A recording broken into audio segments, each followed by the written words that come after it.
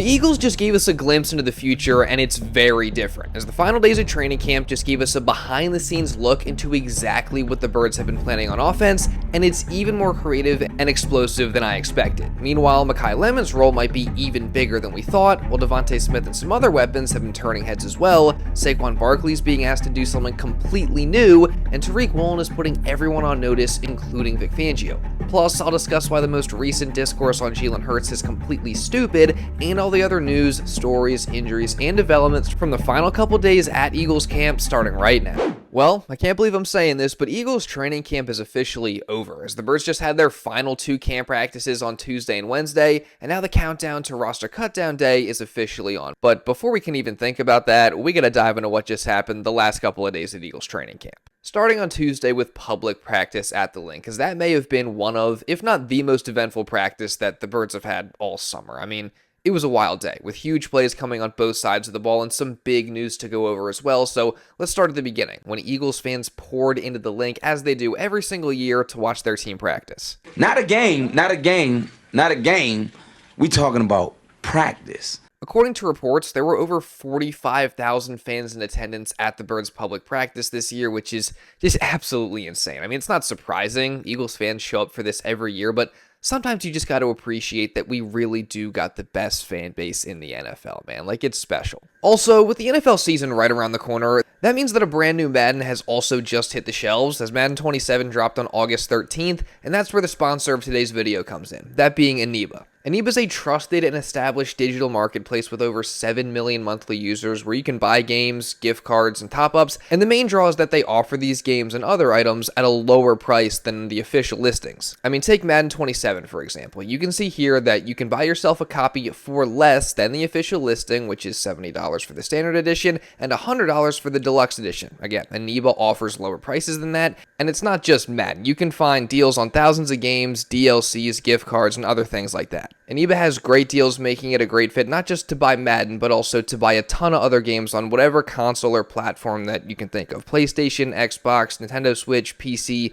They got it all, and for, again, cheaper prices. Heads up, just make sure whatever you guys buy is within your compatible region, and you check the seller score. But again, if you want good deals on games and everything else that I just mentioned, then Eneba is the perfect place for it. And you can get them even cheaper by using Snakzy. Now, what is Snakzy? It's a mobile app powered by Eneba that pays real rewards for playing mobile games and completing tasks in the game. So, no investment of your own required, just play the games and then cash out via PayPal or through gift cards. Speaking of which, if you want, you can actually take the coins that you earn on Snakzy and then put them towards your balance on Eneba to fund your purchases there, since the accounts are linked. So, I mean, if you want good deals on games and you want to earn a little extra money, then go check out Eneba, go check out Snakzy. The link for each one will be down in the description. For Snakzy, you could get up to a $10 sign-up bonus, mobile link only. And again, thank you to Eneba and Snakzy for sponsoring today's video. But you know what else is special? The potential of this Eagles offense, man. Like, we talked about it in depth in my last video because of DeVonta Smith and Makai Lemon returning, but here in this public practice on Tuesday, we got to see firsthand just how scary this Eagles offense can be if they reach their potential, and it just gets me so fired up, man. Like, Eagles football is really almost back. Like, I'm gonna get to watch this on my TV screen for the next 4 to hopefully 6 months. I'm just so excited. And again, on Tuesday, we got a glimpse into what it could look like. Now, I don't want to pretend like it was all positives for the offense. In fact, it was kind of an up and down practice at times for Sean Mannion's unit on Tuesday, with some very high highs and also some low lows. Now, things started out pretty nicely on the first move the ball drill of practice, as DeVonta Smith has immediately made an impact since returning from his hamstring injury. He had a very nice gain here on a deep out route, followed by Saquon Barkley juking out Zach Bond for a solid gain. Then Hurts hit Smitty again on a play-action rollout, and Jahad Campbell had a pass breakup on a throw to Makai Lemon. So, nice play by Campbell there, who last year, in case you guys didn't know, he was the 4th highest graded linebacker in the NFL in terms of coverage. So, I only expect that to get better there this season. And then also, like I said, the connection between Jalen Hurts and DeVonta Smith is on full display since the Batman returned from his hamstring injury. Unfortunately, though, on the next team series, both Hurts and Smitty made crucial mistakes. First, with Jalen Hurts reportedly underthrowing Smitty on a deep post route that was open for a 50-plus yard touchdown, and Quinyon Mitchell was able to break up the pass. Now, I haven't seen a video of this play. Many fans were saying that Hurts actually didn't really underthrow him, or it's not as egregious as the reporters are making it sound, which, to be honest, that checks out. But regardless, still a big missed opportunity here by Jalen Smitty in the offense. And again, later, a big missed opportunity when DeVonta Smith straight up dropped a pass on either third or fourth down. Kind of conflicting reports there, but again, it was wide open, and he very uncharacteristically dropped it. So again, like I said, there was definitely some lows for the offense in this practice, which we'll get to some more of them later. Luckily, though, Hurts and Smitty responded, as they had a couple nice connections later in practice, including one on a comeback route, despite tight coverage from Quinyon Mitchell. And also, there was another one where Hurts hit Smitty over the middle on a crossing route. There's tight coverage from Tariq Woolen, but it was just a beautifully thrown pass by Jalen Hurts. Smitty was able to catch it and then turn it into a huge 40-plus yard gain with some yards after the catch. So, again, great to see the Jalen to Smitty connection alive and well here. And again, it's just a glimpse into what we're about to get from those two this season. My expectations for Smitty are through the roof. Again, I think at the end of this season, he's going to be considered a surefire top 10 receiver, maybe even top 5, and good to get a little tease of things to come here in open practice now that Smitty is back and fully healthy.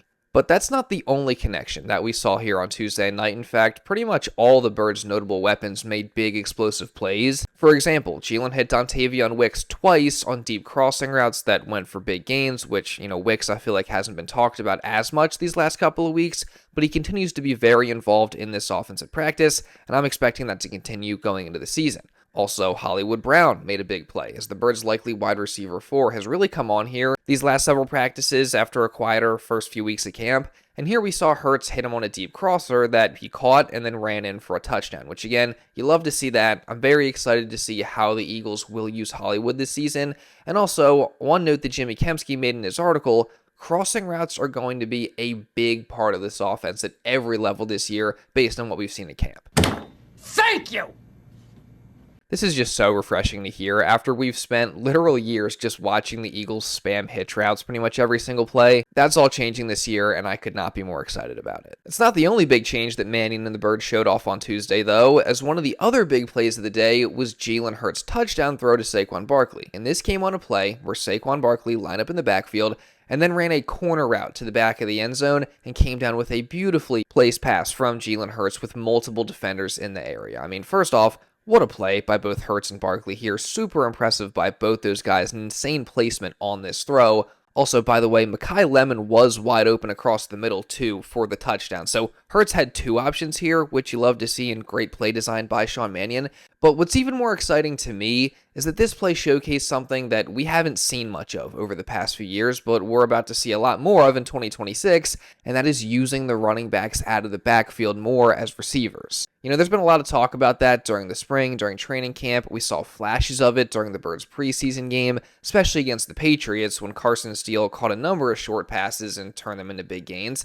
And now here we are seeing it in public practice with the starters. And it's not just some basic dump off. No, it's an explosive play for a touchdown on a really unique route from Saquon out of the backfield. So, I'm just so unbelievably excited to see more of that this season.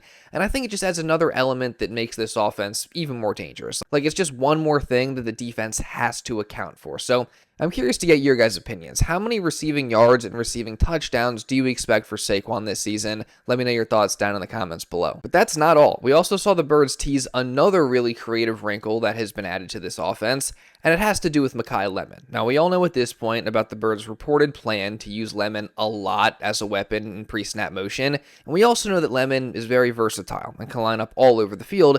But one thing that I was not thinking about was the possibility of Lemon lining up in the backfield. But that's exactly what they did on Tuesday, and it turned into an explosive play. As they lined Lemon up in the backfield and ran him on a wheel route, and Jalen Hurts was able to find him as he got wide open for the walk-in touchdown. The first touchdown that Lemon has had in practice as an Eagle. And again, this is just so exciting for many reasons. Number one being it shows off the creativity of Sean Mannion and this new offense. This is something we would have never seen last year. So, again, things have clearly changed a lot. Now we got an OC that is going to try and create confusion and try to get his playmakers touches in a variety of different ways and just overall be creative with the way the offense is structured. Like last year, it was so basic and predictable. This year, completely different story. And this specific play in particular, I love because, again, it takes advantage of Makai Lemon's versatile skill set. Like, it confuses the defense by lining up a wide receiver in the running back spot, which forces them to account for something very unusual. And then the wheel route to the end zone, again, something we didn't see really at all last year. So, again, I am just so excited about all the changes that are coming to this offense. And also, this gets me excited because it shows Makai Lemon finally getting involved in this offense. I mean, obviously, he was out for a long time with a hamstring injury, but in the few practices that he had participated in, he didn't really make much noise, but that changed on Tuesday, obviously, as he had this touchdown, and he also had a bunch of other short catches throughout practice. So you love to hear that because, again, obviously Lemon is going to be a crucial part of this offense this year. So to see him now, back at practice, healthy, getting into the swing of things, and being involved in the offense, it's just so encouraging, and it's great to see him making strides a couple weeks before the start of the season. Still, though, you have Brandon Lee Gowton putting this out on Tuesday, quote, "Very on brand for me to say, but I just think Darius Cooper looks more ready to contribute early in the season than Makai Lemon does.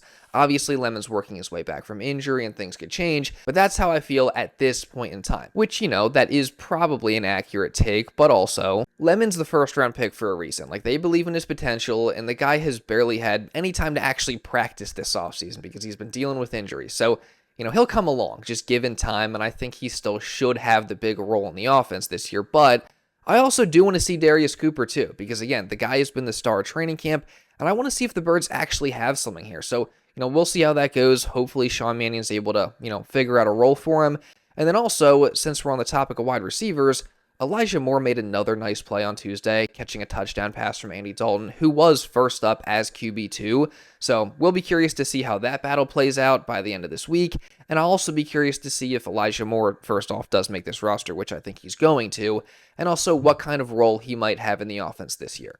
For the passing offense as a whole, though, I would say it was a solid day. I mean, yes, they had some big mistakes, which we'll talk about a few of those in just a second, but overall, fans that were there in attendance said that they moved the ball really well, and again, obviously, they had those explosive plays, which were also very creative. So overall, definitely encouraged by the passing offense and the direction that it's headed, and Jalen Hurts finished the day 18 for 29 with 3 touchdowns and 2 interceptions.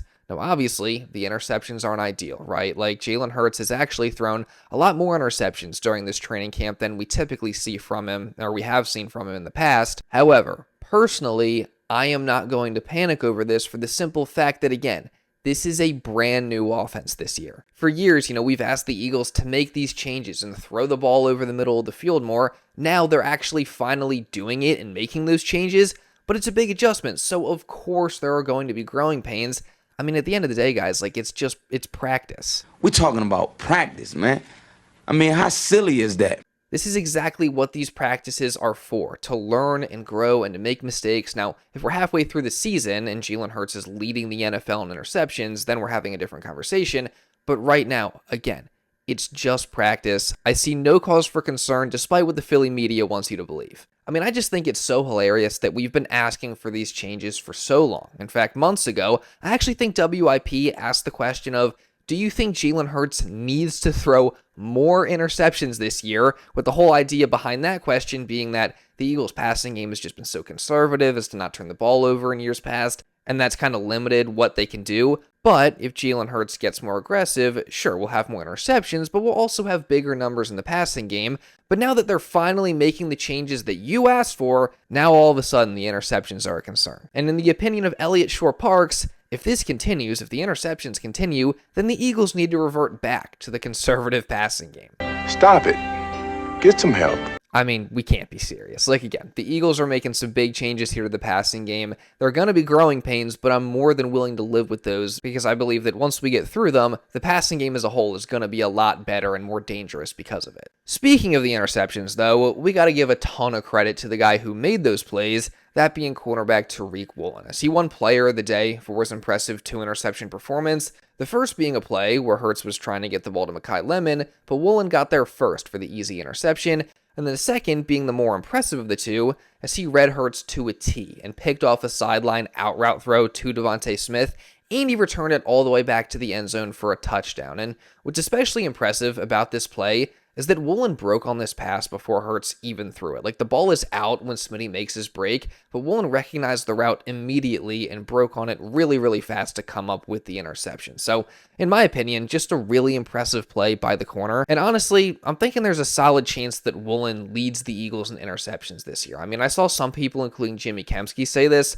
but with the Birds' two other starting corners being Quinyon Mitchell and Cooper DeJean, Woolen's going to get targeted a lot. Now, sometimes, as we've seen during camp, he can get beat, but also, we've seen him come up with a number of plays like this. I mean, he's already had quite a few interceptions during camp. So, personally, can't wait to watch Woolen in the secondary this year, because I think it's going to be special. Overall, good. You know, he's had his moments where he can get a little sloppy. We need to eliminate those, and hopefully once the regular season starts, that will happen. But we like him. I like him a lot. I like the player. I like the person. I like being around him, and I like coaching him. And also, I'm thinking the pass rush is going to be special as well, which on that note, Nolan Smith actually had a great play on Tuesday against Lane Johnson as he beat the all-pro tackle inside and got to Jalen Hurts for a sack. And Brandon Lee Gowton noted that Nolan's been kind of slept on lately, which I think that's true. And also Jimmy Kempski noted that Nolan has come on and performed well in practice these past couple of weeks at camp. So, you know, I've been guilty of this as well. I really haven't talked about Nolan as much on the channel recently, but he's got the chance to have a great season as well. So don't sleep on him. And again, great play here to beat Lane Johnson. Unfortunately for Lane, though, he took himself out of practice early with some sort of injury, and Fred Johnson had to come in as his replacement. Did have his work cut out for him with Jalyx Hunt, as the third-year edge rusher just continues to wreak havoc at practice this summer, and he apparently was giving Fred fits and just absolutely cooked him on Tuesday. So, I mean, I've said it a million times, but I think Hunt is about to have a monster season. And I also think Jordan Davis is in for a big year, but unfortunately for him, on Tuesday, he went down with an apparent elbow injury and had to come out of practice for a bit. Luckily, he did return a bit later with a brace on that left elbow, so I guess it's not terribly serious, but definitely something to monitor moving forward. Hopefully that injury doesn't drag on for very long. And also a couple more injury notes. Some notable players to miss practice were Markel Bell, Eli Stowers, and Landon Dickerson. The first two dealing with the injuries that they picked up in the preseason, and then Landon just having a rest day, so nothing to worry about with him.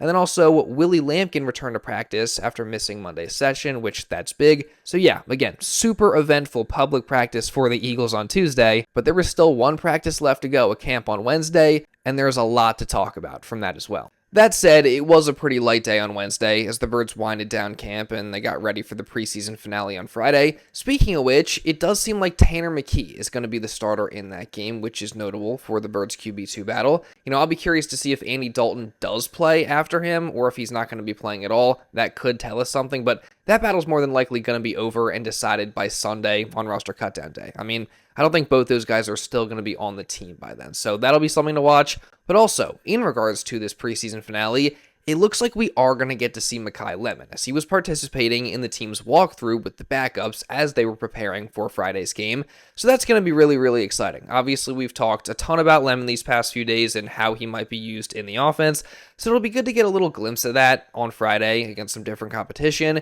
And also, in regards to Lemon's usage, it does sound like the Eagles are going to make a conscious effort to get him the ball, as Elliott Shore-Parks noted after the final practice on Wednesday that the Birds have been manufacturing touches for him in the practices that he's been participating in, particularly with things like short crossing routes within 5 yards, which he had a few short receptions on Wednesday, and also little bubble screens and just things like that, which, you know, that makes a lot of sense. In college, Lemon was just a straight-up playmaker that was able to do damage with the ball in his hands, and the Eagles obviously took him in the first round for a reason. They believe that he can be that player at the NFL level and be a dangerous playmaker for this offense this year. So, assuming that's what they do and they manufacture those touches for Lemon, I'm all for it. I mean, again, Lemon can be a star, and the more touches that he gets early, the more comfortable he's going to get, the more confidence that's going to build, the more that's going to help his game, and the faster he'll become the player that he has the potential to be. So, again, very excited to see exactly how they use Lemon in this offense. In regards to Jalen Hurts in the passing game as a whole on Wednesday goes, though, again, it was a later practice. Hurts went 7 for 14 for 1 touchdown and 0 interceptions. That touchdown going to DeVonta Smith in the back corner of the end zone was a great throw by Hurts and also great job by Smitty to keep his feet in bounds. So again, just love seeing that connection continue to thrive. Smitty is clearly in a league of his own and well ahead of all the other receivers on the roster. I think out of everyone on the Eagles roster, Smitty is for sure top 3 guys that I'm most excited to watch this year. As for the whole Jalen Hurts interceptions discourse goes, though, there was some talk about that at Eagles camp on Wednesday. Jalen himself was actually asked about it and gave a long answer. Long story short, he doesn't seem to be too worried about it. Like, he mentioned learning from every single rep and how he's loved just getting to practice with all the receivers and build chemistry with them. And overall, he says he feels like they've had a good camp. Personally, again, I'm not worried about freaking training camp interceptions, and I completely agree with Vic Fangio, who had this to say about the subject. Well, it's good for the defense, which is good for the team. You know, and he's learning a new offense. I think he's trying things, seeing what's available and what isn't available. So I don't think that's going to carry over. Again, it's practice. Like, that's what it's for. It's to learn and grow and develop, and just that's the place to make those mistakes, you know? So again, I am not concerned about the amount of interceptions that Hurts threw in camp this year whatsoever, just to reiterate. And I feel extremely positive about the direction of Jalen Hurts in this Eagles offense and the passing game and just the offense as a whole. You know, I probably already said this in this video. I also have said it probably hundreds of times in the past few months, but I think this offense is going to be great this year. Speaking of which, Hurts was asked about where he feels the offense is at the end of camp and whether or not they have an identity yet, and I thought his answer was interesting and overall very positive, as he said that he feels like he personally is in a good spot when it comes to being in command over the offense. He also mentioned that this training camp was really just about building chemistry with all the guys and obviously learning the new scheme in its entirety, and he says that once we get to the season and they start game planning for specific teams, that's when they're really going to hone in on specific things and they'll start to establish their identity. So it's going to be really interesting to see what that identity ends up being. You know, last year they didn't really have an identity. 2024 was the run game. So I'll be curious to see if it's that again, or maybe it's something different. Maybe it's the under center play action game. Maybe it's, you know, the rollouts, the bootlegs, things like that. Who knows what it's going to be. So again, very curious to see how that plays out throughout the course of this season. But again, overall, for the millionth time, I'm very excited about this offense. Now, a couple more notes from practice. Markel Bell and Eli Stowers were still out, but good news, both Lane Johnson and Jordan Davis were at practice on Wednesday and not even listed on the injury report, so that's definitely a relief after, again, they were banged up on Tuesday. Willie Lampkin also did seem to get shaken up at one point and is still maybe dealing with some of the effects of that stinger that he picked up in the last preseason game, so hopefully he's good. Also, Saquon Barkley was seen after practice getting in some more work on the jugs machine. Again, I expect him and the other running backs to have a much bigger role in the passing game than we're used to seeing. Also, Vic Fangio mentioned that the safety battle between Marcus Epps and Michael Carter was very close, and he's not ready to declare a winner just yet. I personally think it's definitely going to be Epps, just given the fact that he was the starter pretty much all camp, but Michael Carter did make a case. You know, Jimmy Kempski noted that he thinks Carter is actually better in coverage and just the better overall player, while Epps is probably the more physical tackler, but Carter made a play on Wednesday, getting an interception off a deflected pass from Andre Sam, so you know, I don't know. Vic seems to be high on Carter, but he said he just needs a little bit more time and reps to be able to play the safety position consistently at a high level. Again, I think Epps will probably start, but if he gets hurt and Carter comes in, I wonder if there's a chance that maybe he steals that starting job. But, you know, that's all speculation. We'll see how it plays out. Also, Jonathan Grenard never practiced throughout all of training camp, so obviously that sucks. You pay a guy $100 million. You want him to play. Hopefully he's good to go by week 1, but it's honestly not looking too good at this point. Just hopefully he's able to get healthy at some point early in the season. What is looking good, though, is Cam Jurgens' injury situation. You know, he says he feels a lot better this year than he did last year, and his body held up very well throughout camp. So obviously great news there. Also, Landon Dickerson seems to be healthy as well. You know, he was back after his rest day. And then a couple questions that I got going into roster cutdown day on Sunday. Number 1, who is going to win the quarterback number 2 job? I personally think it's going to be Tanner McKee, but we'll see. Also, do all top 6 receivers make it? Those being obviously Smitty, Lemon, Wicks, Hollywood, Elijah Moore, and Darius Cooper. I think, yes, they all make it, but again, we'll see. Also, do both Uar Bernard and Josh Weru make it onto the roster, or does Howie Roseman find a way to use the phantom IR spots on them? I'll be curious to see how that plays out, but I don't want to risk losing either one of them, so I hope they're still here after Sunday.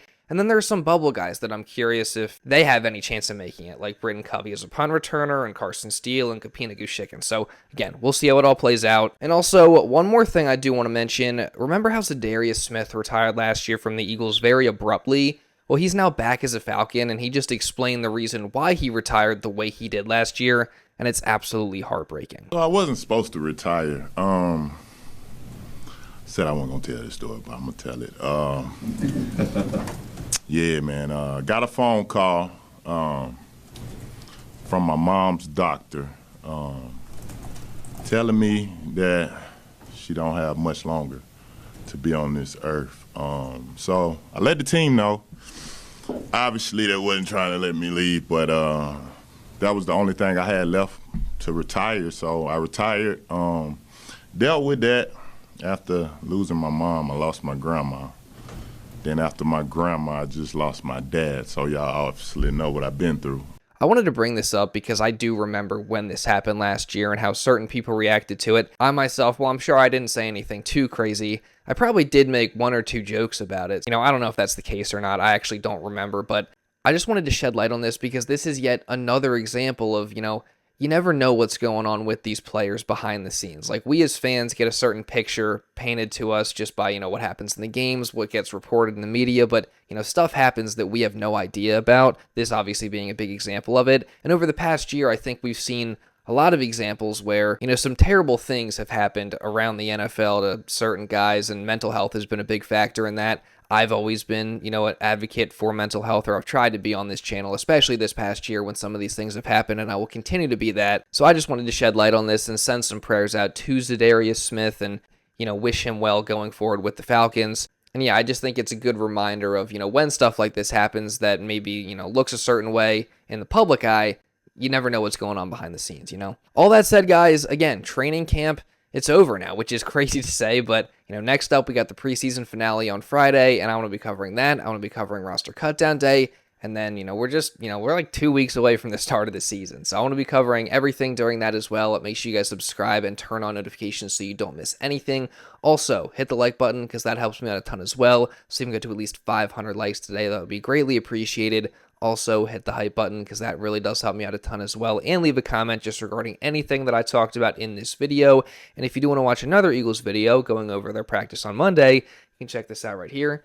And with all that being said, that's pretty much all I got for this one, guys. So thank you all so much for watching, and I'll see you in the next video.